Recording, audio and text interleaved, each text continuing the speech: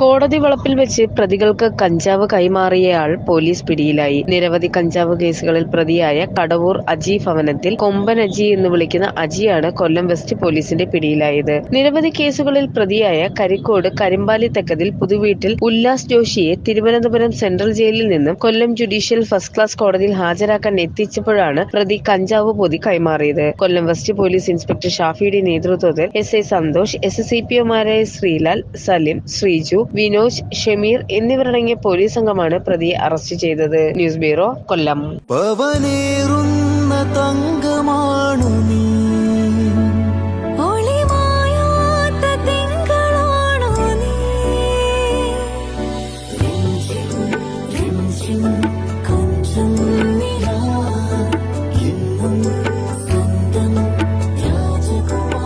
Be a Rajakumari.